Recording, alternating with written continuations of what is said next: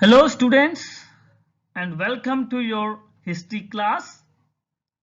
Today we are going to discuss about the Delhi Sultanate and our topic is a case study of Tughlaqs.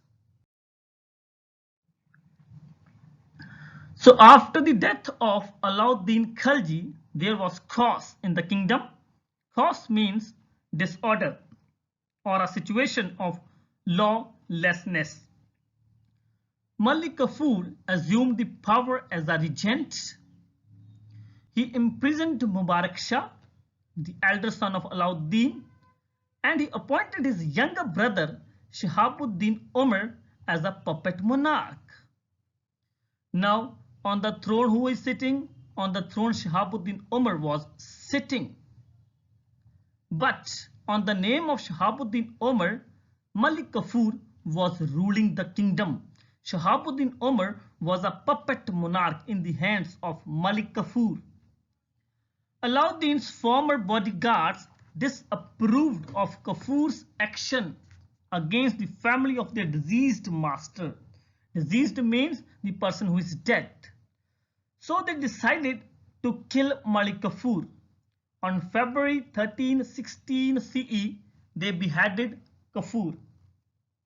Kafur is killed by them. Then these bodyguards freed Mubarak Shah, who was appointed as the new regent of Shihabuddin Umar.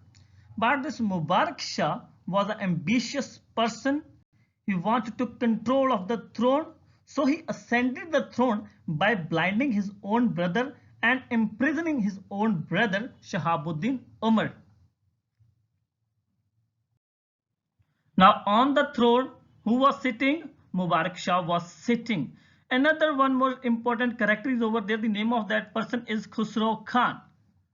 He belonged to Baradu Hindu military clan and he was captured by Alauddin during Malwa campaign.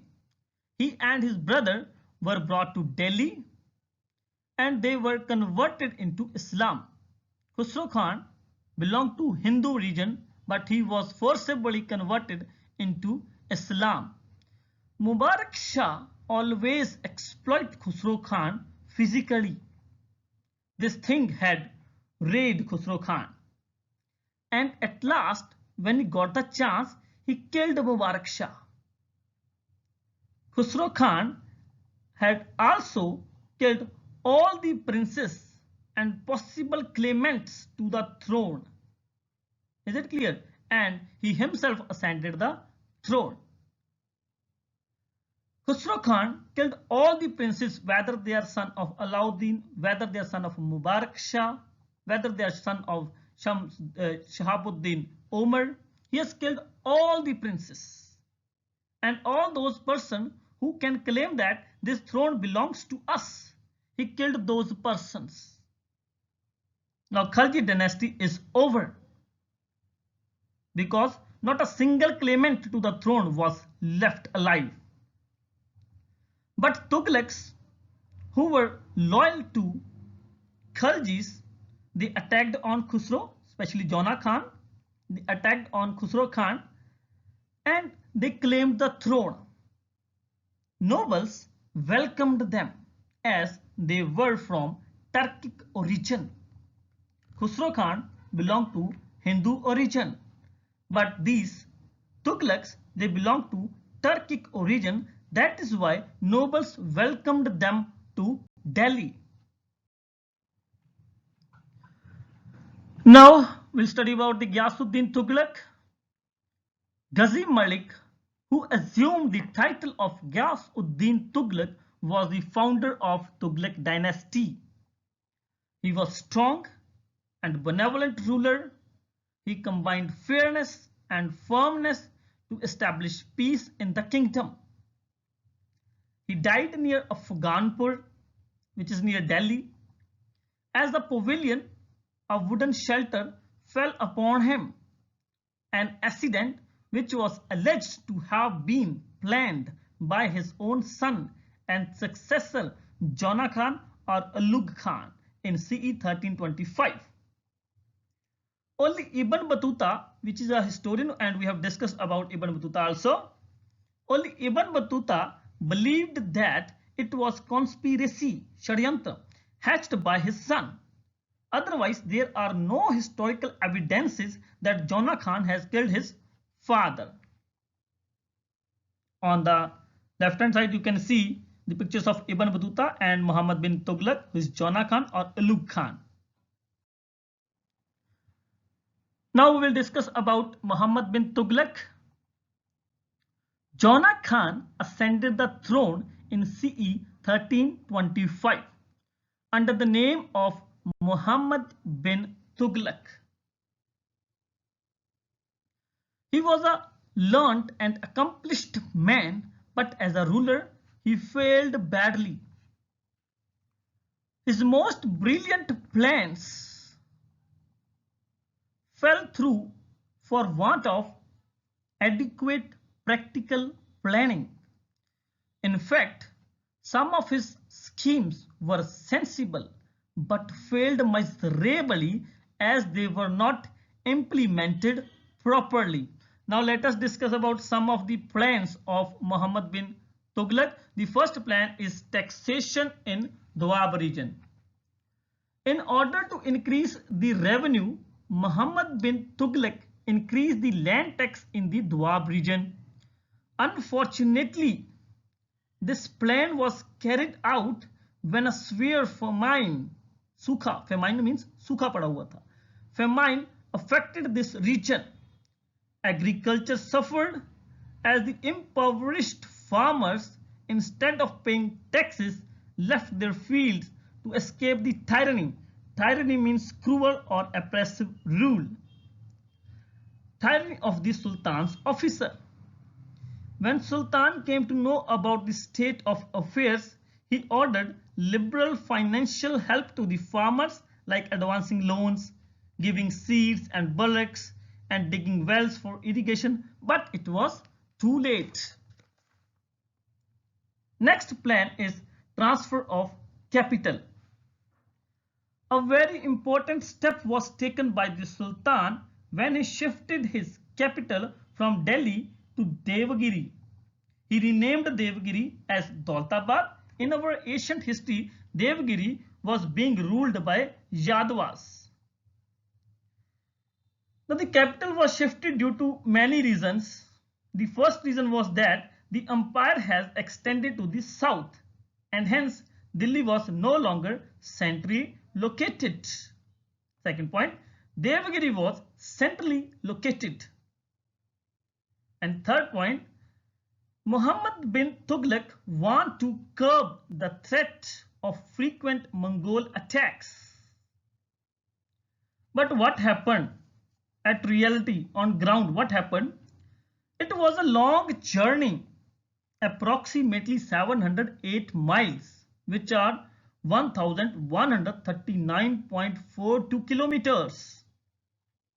So many people perished on the way.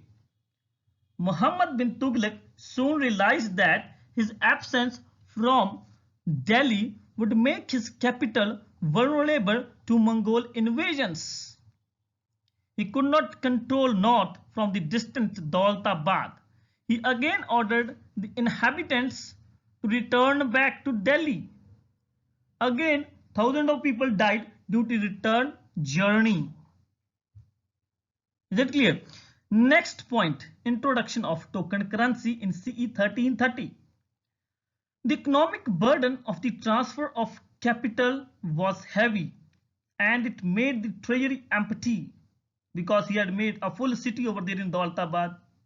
Roads were made, hotels were made, plants were planted on both the sides of the roads.